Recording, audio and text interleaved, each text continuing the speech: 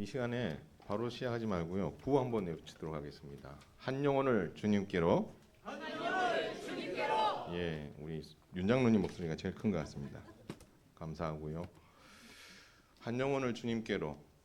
예수님께서 교회에게 맡겨주신 지상 명령이었고, 또 한 영혼을 구원하는 일은 지금도 계속돼야 되고, 주님 다시 오시는 그날까지 절대 멈춰서는 안 되는 우리에게 맡겨주신 사명인 줄로 믿습니다.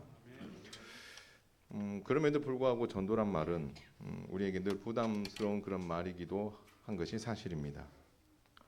그럼에도 우리 성도들이 매년 이렇게 시간을 정해서 우리 전도팀과 우리 현흥교회 성도들이 이 일에 충성하고 헌신해 주신 거 진심으로 감사하고, 교회의 머리가 되신 예수님, 그리고 이 사명을 맡기신 우리 주님께서 정말 기뻐하실 줄로 믿습니다.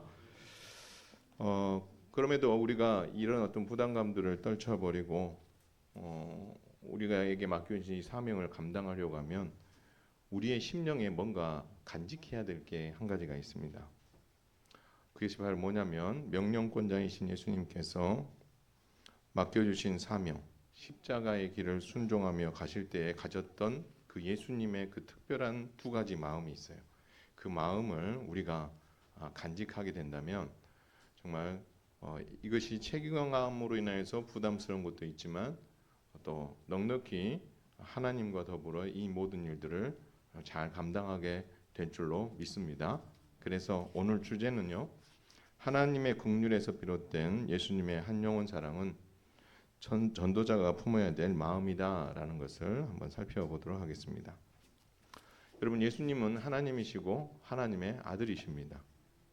그분은 그 모든 권세를 다 내려놓으시고 사람이 되어 이 땅에 오셨습니다.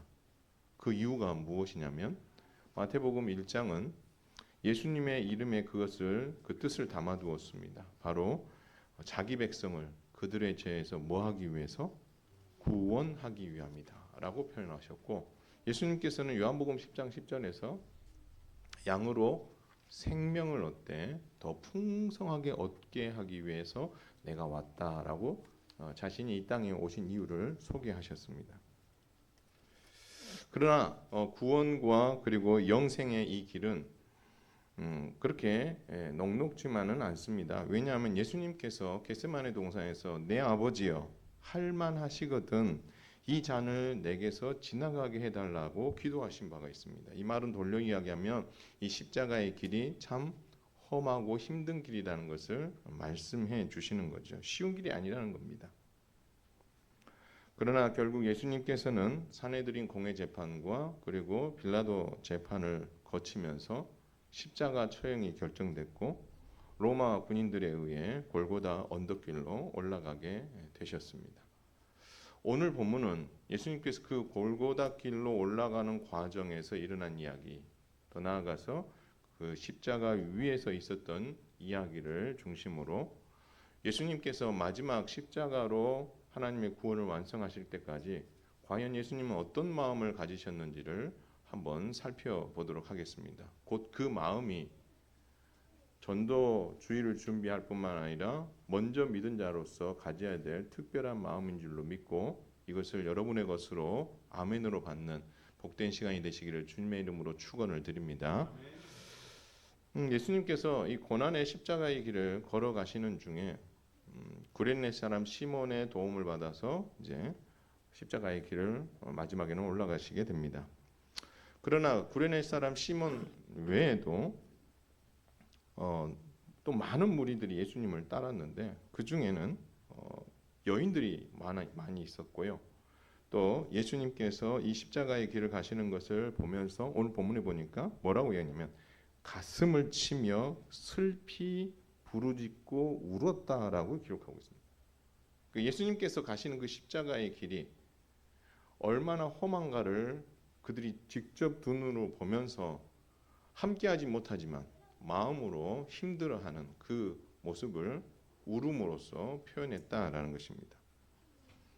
그런데 중요한 것은 예수님께서는 이 십자가의 길을 가시면서 누구도 예상하지 못했던 이야기를 그들에게 합니다. 여러분 28절을 한번 보실까요? 이렇게 기록되어 있습니다. 함께 읽겠습니다. 시작. 예루살렘의 딸들아 나를 위하여 울지 말고 너희와 너희 자녀를 위하여 울라. 잠깐 여러분, 어디 지금 예수님이 십자가의 길을 가시고 계시면 누구를 위하여 우는 게 정상입니까? 예, 고난의 길을 가시는 주님을 위하여 우는 게 당연한데 오히려 나를 위해서 울지 말고 너희와 너희 자녀를 위해서 울라. 조금 앞뒤가 맞지 않는 그런 말씀을 하시는 것 같아요. 나를 위하여 울지 말라고 하신 이유가 뭘까요? 예수님께서는 아셨어요. 자신이 십자가에서 죽은 이후에 3일 만에 부활할 것을 알고 계셨습니다. 그렇기 때문에 자신은 십자가의 죽음으로 끝이 아니고 부활로서 다시 살아날 것이기 때문에 울 이유가 없다라는 것입니다. 그렇다면 그 다음에 이야기하신 이야기, 너희와 너희 자녀들을 위하여 울라. 예수님이 처한 상황과 너희와 너희 자녀를 위하여 울라는 말은 약간 매칭이 안 되는, 좀 이해가 되지 않는 그런 이야기이기도 합니다. 그런데 여기에 더 이해가 되지 않는 말을 연이어서 29절에서 31절까지 이야기하십니다. 예수님께서 말씀하십니다. 보라, 날이 이르면 사람이 말하기를 잉태하지 못한 이와 해산하지 못한 배와 먹이지 못한 젖이 복이 있다 하리라. 30절은 말합니다. 그때에 사람이 산들을 대하여 우리 위에 무너지라 하며 작은 산들을 대하여 우리를 덮으라 하리라. 푸른 나무에도 이와 같이 하거든 마른 나무에는 어떻게 되리요 하시니라. 마치 알아볼 수 없는 이상한 언어를 막 써놓은 듯한, 예수님의 지금 상황과 전혀 어울리지 않는 그런 이야기를 예수님께서 하고 계신다라는 겁니다. 그렇다면 예수님께서 왜 이야기를 하셨는가? 왜 예루살렘의 딸들은 자신과 자신의 자녀들을 위해서 울어야 했느냐라는 것입니다. 더 나아가서 예수님께서 그 이야기를 하시면서 언급했던 특별한 날이 있습니다. 29절에 날이 이르면이라고 되어 있고 30절에 보면 그때라고 되어 있습니다. 같은 날입니다. 그렇다면 그날, 그때에는 과연 어떤 날이고 무슨 일이 일어날 것이기에 예루살렘의 딸들은 자신과 자신의 자녀들을 위해서 울어야 되는가? 그 질문해 볼 수 있는 거죠. 예수님께서는 더 큰 심판으로 멸망하게 될 예루살렘과 그 백성들이 겪게 될 고난을 미리 예언해 주신 겁니다. 여기서 그날과 그때는 언제냐면 지금 이 시기가 약 AD 한 33년 이후에 AD 70년이 되면 로마 제국이 예루살렘을 공격해서 예루살렘을 멸망시키는 날이 오게 됩니다. 그건 이미 예수님께서 공생의 기간에도 여러 번 말씀하셨고요. 그리고 또 그것을 비유로도 충분히 말씀해 주셨던 내용입니다. 그런데 정작 지금 십자가를 지시고 가시는 예수님께서 그 이야기를 꺼내신 거죠. 그래서 그날 AD 70년에 예루살렘이 멸망하게 될 텐데 그 멸망한 그 상황이 정말 비참한 상황이 될 것이다라는 것을 말씀하고 있는 거예요. 그래서 너희와 너희 자녀를 위해서 울라는 말은 뭐냐면 그때가 되면, 그날이 되면 예루살렘이 멸망하게 될 텐데 그 멸망하는 그 과정이 정말 두 눈 뜨고 볼 수 없을 만큼 처참한 광경이 될 것이다. 그래서 그 비참한 최후를 맞이하게 되고 죽음을 맞이하게 될 것이기 때문에 예루살렘과 그 안에 있는 너희와 너희 자녀들은 그 날을 대비하면서 울라라고 예수님께서는 말씀하고 있다라는 것입니다. 여러분, 그래서 오늘 본문의 29절 한번 보시면 이런 말씀이 있어요. 잉태하지 못하는 이와 해산하지 못한 배와 먹이지 못한 젖이 복이 있다라고 말씀하십니다. 이건 또 무슨 말이지?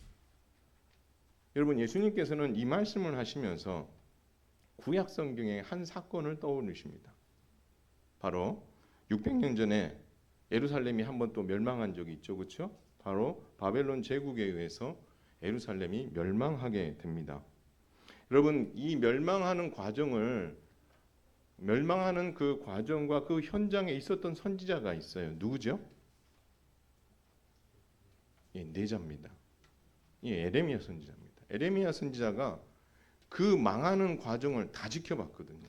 그러니까 망하기 전에 전조 현상부터 그들을 설득하는 모든 현장에 그가 있었고 망하는 그 순간에 있었고 완전히 망해서 다 포로로 잡혀가는 그 상황을 에레미야가 두 눈으로 똑똑히 봤거든요.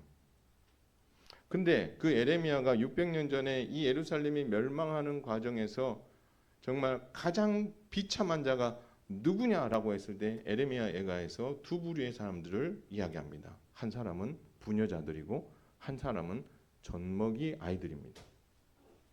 그래서 그때 무슨 일이 일어납니까? 죽은 어머니의 젖을 빨면서 아이가 젖먹이 아기가 말을 못하면서 눈빛으로 울면서 하는 이야기가 뭡니까? 젖을 달라는 거예요. 근데 그 젖을 줄 수 있어요, 없어요? 어머니가 죽었는데 무슨 젖이 나오겠어요?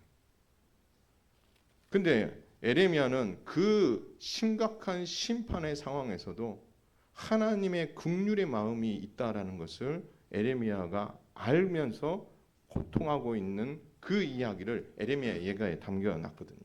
예수님께서 앞서서 하셨던 말씀, 잉태 못하는 이와 해산 못한 배와 먹이지 못한 젖이 복이 있다는 말은 뭐냐면 이 상황을 염두에 두는 거죠. 입장을 바꿔놓아서 젖을 물려야 되는 어머니가 이제 곧 죽어야 되고 젖을 달라고 울고 있는 이 아이를 보면서 젖을 주지 못하니 어머니 마음은 얼마나 찢어지고 아프겠어요. 그렇죠? 여자로서 부녀자로서 이 험악한 전쟁의 그 망한 상황에서 누구 하나 자기를 보호해 주지 못하는 이런 상황에서 내 자식이 지금 죽음에 몰려 있고 내가 죽음에 몰려 있는 상황에 엄마로서 해줄 게 아무것도 없는 그런 상황에서 하나님 앞에 기도할 수밖에 없지만 이미 하나님께서는 심판을 결정하고 시행하고 계시니 여러분 그때의 가장 비참한 사람은 중에 하나가 이 어머니들이거든요. 그래서 오늘 본문에 뭐냐면 잉태 못한 이가 복이 있다는 말은 그리고 해산 못한 배가 복이 있고 먹이지 못하는 젖이 복이 있다는 말은 그때 그 비참한 상황에 처해 있었던 예루살렘 첫 번째 멸망했을 때에 있었던 상황에서 제일 비참했었던 그 여인들을 두고 하는 이야기인 거죠. 차라리 잉태하지 못하고 해산하지 못하고 젖을 먹이지 못하는 그런 상황이 오히려 젖을 먹이고 해산하고 잉태하는 그런 어떤 상황에 놓여 있는 여인들보다 훨씬 뭐하다는 거예요? 낫다라고 이야기가 될 만큼 그 당시 이제 이후에 AD 70년에 예루살렘이 멸망할 때 그 이상으로 끔찍한 일들이 벌어지게 될 것이다라고 주님은 말씀하고 있는 것입니다. 따라서 여러분 예수님께서 이 말씀을 하시면서 자신이 십자가의 길을 갖는 그 길도 험하지만 AD 70년에 예루살렘과 그 백성들이 정말 죽어나가는 고통당하는 그 모습들 그리고 더 나아가서 그 부녀자들과 젖먹이들이 겪어야 될 그 끔찍한 현장을 미리 보신 예수님의 마음이 얼마나 아프셨겠어요. 그래서 예수님께서는 나를 위해 울지 마라. 나는 좀 있으면 어떻게 된다? 다시 부활한다. 나는 소망이 있다. 그러나 그날에 죽게 될 그 부녀자들과 젖먹이 아이들의 그 끔찍한 현장을 내가 알기에 너희는 그날을 준비하면서 너희와 너희 자녀를 위해서 지금부터 눈물로써 기도하며 그때를 맞이할 준비를 하는 게 맞다라고 주님 말씀하고 있다라는 것입니다. 그래서 예수님은 부활하시지만 예루살렘은 오늘 본문 31절에 나오는 것처럼 마른 나무에 불이 붙으면 어떻게 되겠습니까? 완전히 확 타오르면서 그냥 싹 다 없애버리겠죠. 그렇죠? 그렇게 맹렬히 타오르게 될 그 멸망의 순간을 아셨기 때문에 예루살렘의 딸들은 십자가의 길을 가고 계신 예수님을 위해 울기보다 그들과 그들의 자녀들을 위해서 울라라고 주님은 위로하고 권면하고 계신다라는 것입니다. 결국 십자가의 길을 가시던 예수님께서는 예루살렘 멸망을 예고하시면서 그 멸망의 현장에서 고통당할 너희와 너희 자녀를 위하여 울라는 말씀은 다른 게 아니에요. 너희와 너희 자녀들의 그 죄와 허물을 위해서 울라. 그냥 슬퍼서 울라는 게 아니라 회개하라는 거예요. 회개하라. 그날이 올 건데 너희가 준비하지 않으면 안 돼. 뭘 준비해야 되느냐? 하나님 앞에 어떻게요? 너희가 범한 그 죄와 너희 자녀들이 범한 그 죄와 그 허물을 하나님 용서해 주옵소서라고 뭐 하라는 거예요? 기도하라. 기도. 그냥 하나님 그때가 그냥 없는 것처럼 그냥 씩 하고 지나가게 해주세요. 그걸 기도하는 것이 아니라 그 심판은 이미 정해졌어요. 하나님께서 정해졌다고 말씀하셨기 때문에. 그러나 그 심판이 정해졌지만 예수님께서는 그들에게 말씀하시는 거예요. 그냥 울라는 게 아니고요. 너희와 너희 자녀들의 그 죄와 허물을 하나님 앞에 용서해달라고 하나님의 긍휼을 구하면서 기도하는 것이 너희가 지금 해야 될 일이다. 주님 그렇게 말씀하고 계신다. 죄의 삭은 사망입니다. 예수님께서는 재림 후에 심판주로 오십니다. 그리고 그들의 그 죄인들을 하나님이 정하신 그 법에 따라서 심판하셔서 사망을 선고하시고 지옥의 형벌로 이끄실 것입니다. 그러니까 예수님께서는 단순히 AD 70년에 일어날 그 일들과 그 심판에 참여하게 될 많은 사람들이 눈물로써 회개하고 돌이키기를 바라는 마음으로 울라라고 말한 것만이 아니라 주님은 마지막 날 다시 오시게 될 텐데 어떤 신분으로 오신다는 거예요? 심판주로 오신다는 거예요. 그래서 너희가 이 땅에서 어떻게 살았는지, 어떻게 믿음으로 살았고 순종했는지 그것에 따라서 하나님께서는 예수님께서는 심판하게 되실 텐데 그 심판의 자리에 너희가 서게 될 때 너희의 죄와 허물을 뭐 하라는 거예요? 용서해 달라고 지금부터 깨어 기도하며 살아가는 것이 너희가 살아야 될 삶이며 그 하나님의 긍휼의 마음을 구하면서 끝까지 그것을 붙잡고 하나님의 용서를 구하며 그 마지막 때를 준비하는 것이 너희가 해야 될 일이다 라고 주님은 말씀하고 있다라는 것입니다. 사랑하는 성도 여러분, 예수님을 믿음으로 죄 용서함의 은혜를 경험한 우리에게는 심판은 없는 줄 믿습니다.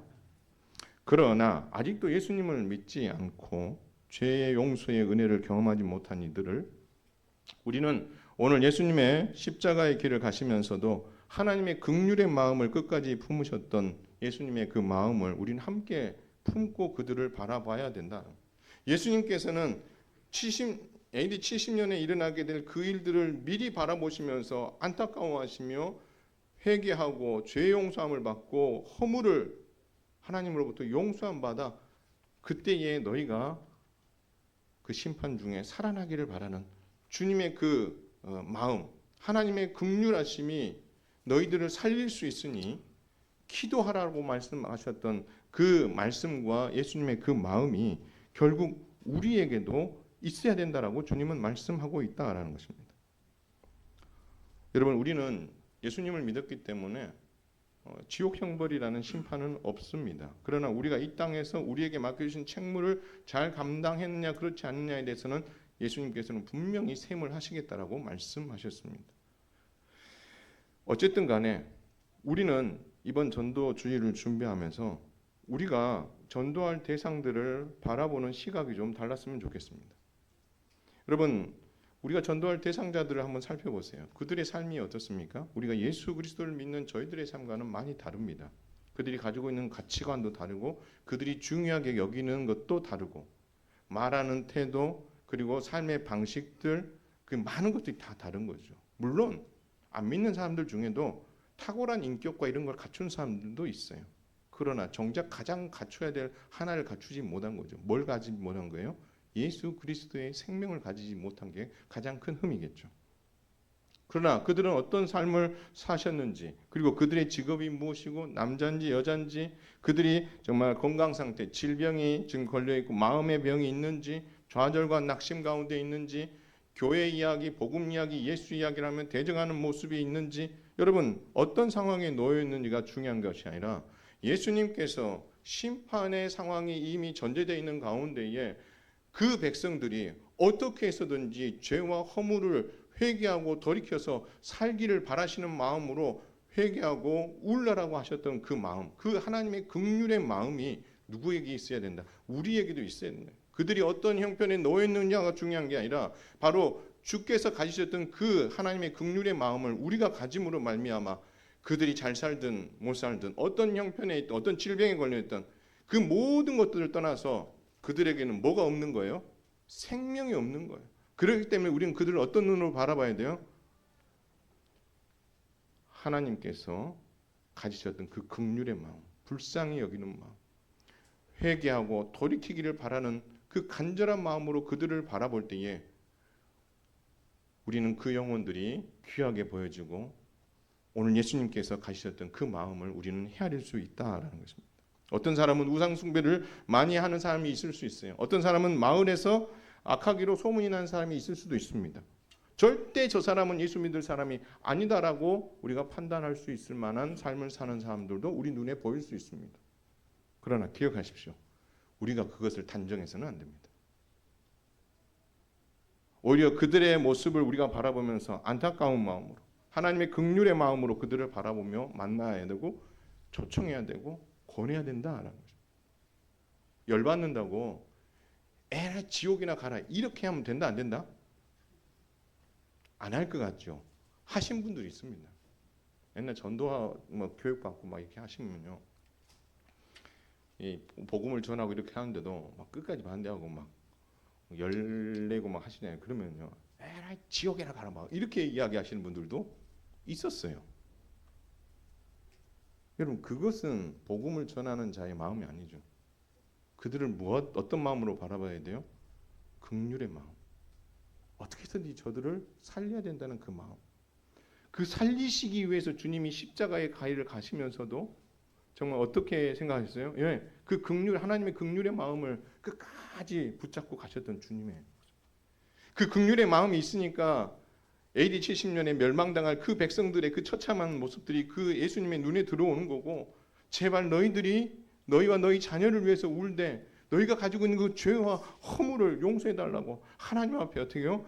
긍휼의 마음으로 나아가 너희들이 그 심판의 자리에서 돌아서기를 바란다. 주님 그 마음을 가지고 그들에게 기도하라고 말씀하시면서 우리가 인간적으로 바라봤던 그 시선이 아닌 정말 하나님의 긍휼의 마음으로 자기 백성들이 살기를 바라는 마음으로 주님은 그들에게 이런 권면을 했던 것을 본다면 우리도 우리 주변에 있는 많은 믿지 않는 사람들을 바라보면서 이렇다 저렇다 우리 스스로가 답을 정하고 저 사람은 돼 안 돼를 판단하는 것이 아니라 오늘 예수님께서 가지셨던 그 긍휼의 마음으로 하나님 저 영혼이 살기를 원합니다.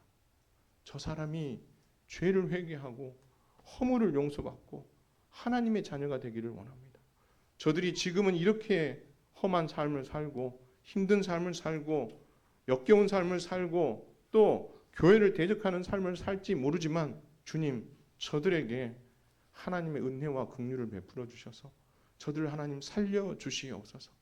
제가 할 일은 여기까지지만 하나님께서 도와주셔서 그 영혼을 꼭 생명책에 기록해 주옵소서 라고 뭐 해야 되는 거예요? 그런 시선을 바라보고 접촉하고 만나는 것이 우리 그리스도인이 가져야 될 마음인 줄 믿으시기를 바랍니다. 그래서 그들을 변화시키는 일은 우리의 몫입니까? 아닙니까? 우리의 몫이 아닙니다. 우리가 해야 될 몫은 변함없이 긍휼의 마음으로 돌아보고 만나고 초청하는 것.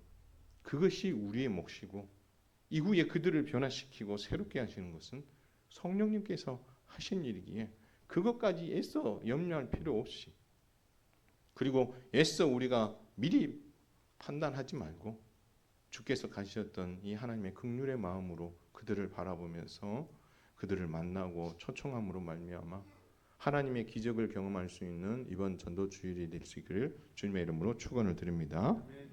결국 예수님께서는 십자가에 못 박혀 죽으셨습니다. 근데 중요한 것은 예수님께서 십자가 위에 계시는 중에도 많은 사건들이 일어나게 됩니다. 그 중에서 우리가 오늘 주목해야 될 사건은 뭐냐면 예수님께서 아버지 하나님께 기도하셨다라는 것과 그 기도의 내용을 한번 들여다볼 필요가 있다라는 거예요. 뭐라고 기도하셨죠? 아버지, 저들을 사하여 주옵소서. 자기들이 하는 것을 알지 못함이니이다. 저들은 누굽니까? 저들은 누구죠? 예수님을 십자가에 못 박히기로 결정하고 백성들의 마음을 동요시켜서 빌라도 총독을 어떻게 해요? 협박해서 사형 선고를 받아낸 그 무리들 아닙니까? 사내들인 공회원들 그리고 그들의 어떤 권모술수에 빠져버린 동요된 그 백성들 그리고 또 빌라도 총독과 로마의 군병들, 이 모든 이들을 향하여서 예수님께서 뭐라고 기도하셨다고요? 저들을 용서해 주옵소서라고 기도했다. 자기들이 하는 것을 알지 못함이니이다. 이렇게 주님 기도해요. 근데 여러분 이 기도를 또 누가 했죠? 이후에 스데반이 하게 됩니다. 자, 그런데요. 십자가에 못 박혀서 피 흘려 죽으시기 직전에 그 고통스러운 상황 속에 예수님께서는 무슨 정신으로 이런 기도를 할 수 있었는지 참 대단한데요. 여러분, 아버지 하나님 앞에 왜 이런 기도를 했고 이 기도 안에 무엇이 담겨 있는가를 우리가 살펴볼 필요가 있다라는 것입니다. 바로 예수님께서 이런 기도를 할 수 있었던 가장 큰 이유는 하나님의 본심이 뭔지를 알고 계셨기 때문입니다. 하나님의 마음이 무엇인지를 알았다는 거예요. 여러분, 이것과 유사한 일이 600년 전에 있었어요. 에스겔 선지자가 2차 바벨론 포로로 잡혀갔습니다. 포로민들은 원망했어요. 하나님께서 능력이 없으셔서 우리가 여기 잡혀왔다. 우리 죄가 아니라 조상들의 죄 때문에 억울하게 우리가 지금 여기 잡혀왔다. 오해하고 있는 그 사람들을 에스겔이 계속해서 설득합니다. 그럼 설득이 먹힙니까? 안 먹힙니까? 안 먹혀요. 그런데 이 설득이 안 먹히던 사람들이 확 돌아선 사건이 생깁니다. 에스겔 33장에 예루살렘이 멸망했다는 소식을 딱 듣는 순간 에스겔의 말이 진짜네. 그렇게 되면서 어떻게요? 사람들이 에스겔의 말에 말을 귀담아 듣기 시작합니다.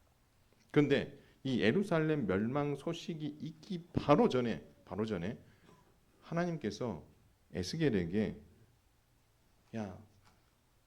예루살렘을 멸망시키고 바벨론 포로로 잡혀가고 하는 이 모든 일들을 진행하는 데 있어서 너 내 마음이 어떤 마음인 줄 아니? 예수님 그렇게 하나님 말씀하십니다. 그러면서 내 마음은 사실 이래 하면서 하나님께서 자신의 마음을 공개하십니다. 그게 에스겔 33장 11절 말씀입니다. 제가 한번 읽어드릴게요. 나는 악인이 죽는 것을 기뻐하지 아니하고 악인이 그의 길에서 돌이켜 떠나 사는 것을 기뻐하노라. 우리는 어떻게 생각해요? 악인들이 보면 인과응보에 따라서 쟤는 징벌을 받아야 돼요. 벌 받아서 뭐 그냥 이런 생각들을 할 수 있다는 거죠. 악인이 그런데 하나님은 무슨 생각을 하시냐면 악인이 죽는 것을 기뻐하지 않으신대요. 인과응보가 그러니까 성경적이지 않아요? 성경적일 때도 있지만 그게 다 정답은 아닌 거예요. 왜요?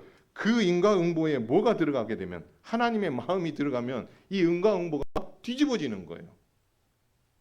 악인이니까 거기에 대한 처벌을 받거나 죽어야 되는 게 인과응보잖아요. 그렇죠? 근데 악인이 죽는 것을 하나님 기뻐하시지 않는데요. 대신 내가 진짜 기뻐하는 게 뭐냐? 악인이 그 죄악의 길에서 돌이켜 떠나 회개하고 나에게 돌아오는 것, 그것을 내가 정말 기뻐한다라고 주님은 말씀하고 있다라는 것입니다. 이게 하나님의 본심인 거예요. 죄인이 회개하고 돌아오는 것, 그것을 내가 정말 기뻐하신다는 거예요. 여러분, 그렇다면 이 관점에서 아버지 저들을 사하여 주옵소서, 자기들이 하는 것을 알지 못함이니이다, 이 기도가 가지는 의미를 좀 이해하실 것 같죠? 그렇죠? 하나님, 쟤들이 나를, 하나님의 아들이신 구원자이신 나를 십자가에 못 박았습니다. 하나님, 저들이 한 만큼 심판하시고 벌하여 주시옵소서. 그렇게 기도할 수도 있는데 주님은 뭐 하셨어요? 그렇게 심판하고 벌하게 되면 저들이 뭐 하게 된다는 거예요? 죽게 된다는 거예요. 그러면 사람들이 말하기에 인과응보에서 당연히 죽었다고 말하지만 하나님의 마음은 그것으로 인해서 기뻐하고 시원해하지 않는다는 거예요. 그들이 범한 그 죄를 회개하고 돌이켜서 내 편으로 돌아오는 걸 내가 기뻐하지, 그들이 범한 죄로 말미암아 죽는 것을 내가 기뻐하지 않아. 주님 그렇게 말씀하시는 거예요. 그러면 예수님께서 십자가에서 이 기도를 하셨다는 것은 뭐예요? 그 예수님을 십자가에 못 박혀 죽은 사내들인 공회원들, 그 유대인들과 그 백성들, 빌라도 총독과 그 로마 군인들에 이르기까지 그 모든 이들을 바라보시면서 하나님 저들이 나를 십자가에 못 박았으니 죽여주시옵소서가 아니라 하나님 저들이 하는 죄가 무엇이냐 하는 행동이 죄인 줄을 알지 못하기 때문인데 하나님 저들이 회개하고 돌이켜서 생명을 얻도록 하나님 기회를 허락하여 주옵소서라고 기도하고 있다라는 것입니다.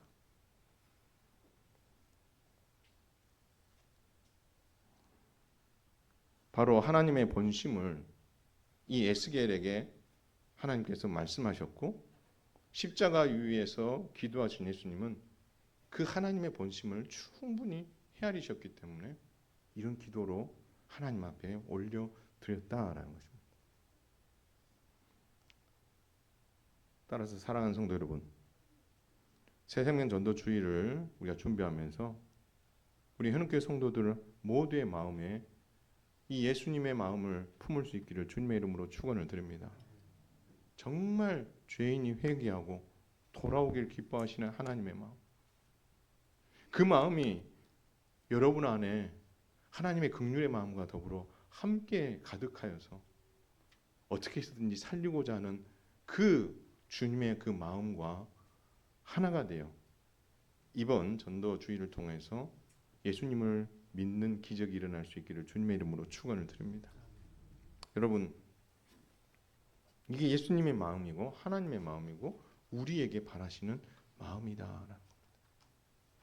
여러분의 배우자, 여러분의 가족 중에 자녀들, 내 주변에 있는 친지들, 함께 생활하고는 동료들 중에 아직 예수 믿지 않는 이들이 있습니다.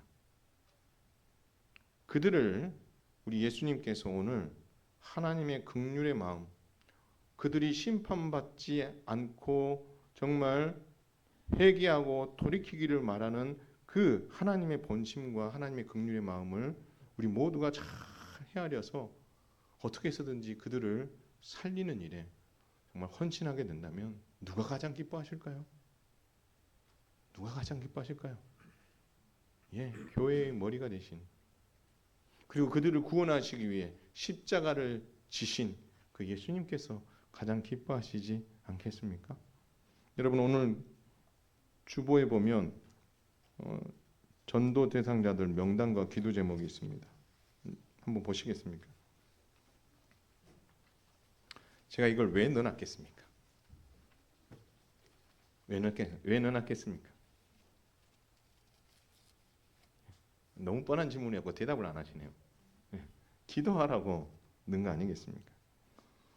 여러분, 이번 한 주간 여러분 바쁘신 줄 알지만 이분들의 이름을 한번 부르면서 기도했으면 좋겠어요. 저 위에 계신 분부터 저 밑에 계신 분 66명입니다. 이분들의 이름을 한번 쭉 부르세요. 부르시고 지금은 다 함께 기도할 때입니다라고 나와 있는 아래 7가지 기도 제목을 가지고 여러분 기도하시면 좋겠어요.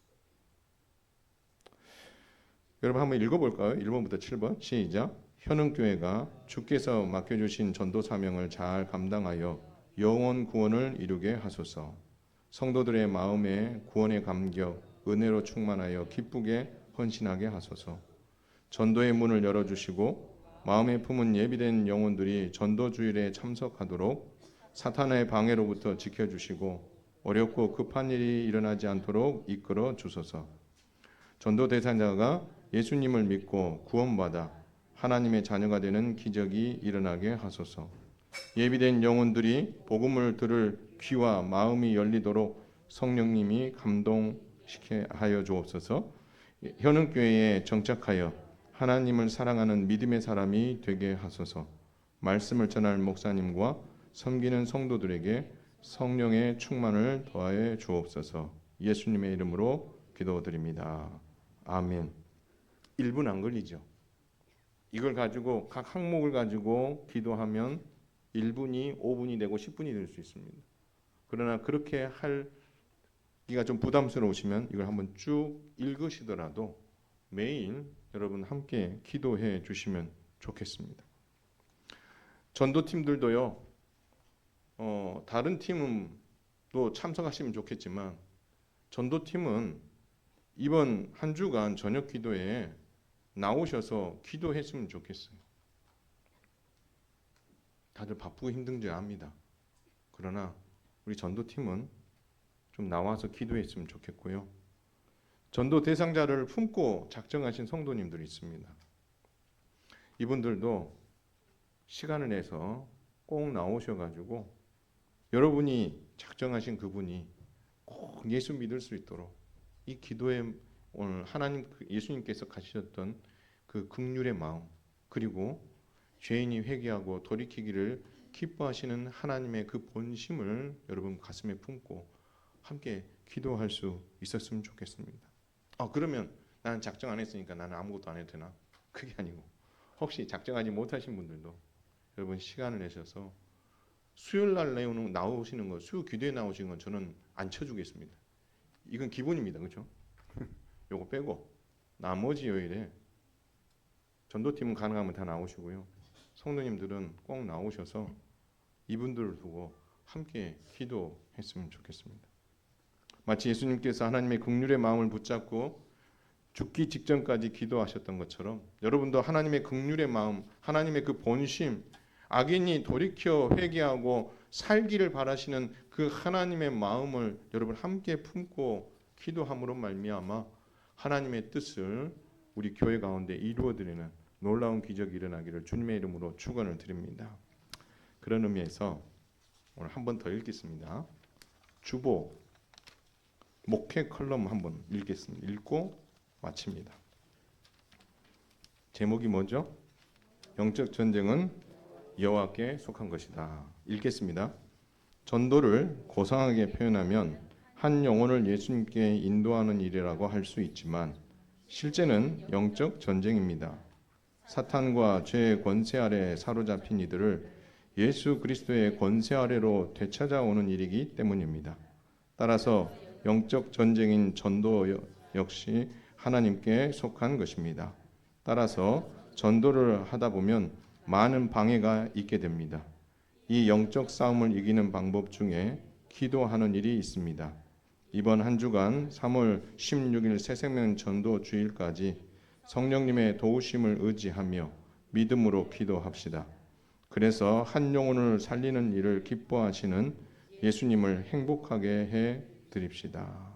여러분 기도의 자리에서 꼭 만날 수 있으면 좋겠고 다른 때보다도 이 시간은 여러분들이 꼭 내셔서 함께 기도함으로 말미암아 성령께서 어떻게 역사하시는지 말씀을 전하는 저를 통해서 어떻게 역사하시며 찬양대의 그 찬양을 통해서 하나님 어떻게 감동하실지 찬양대도 나오셔야 돼요.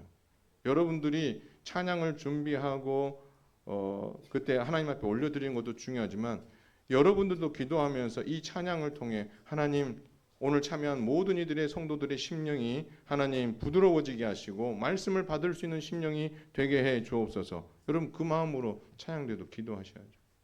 안내하시고 헌금위원 하신 분들도 내가 그들을 환영하되 정말 저 영혼이 예수님을 믿고 하나님의 백성이 되기를 원하는 죄에서 돌이켜 정말 회개함으로 하나님의 자녀가 되는 하나님의 기쁨이 되는 일들이 일어나기를 기대하는 마음으로 환영할 수 있도록 우리 세가족팀도 그렇고 안내팀도 그렇고 또 주차 담당하신 분들도 그렇고 어떻게요?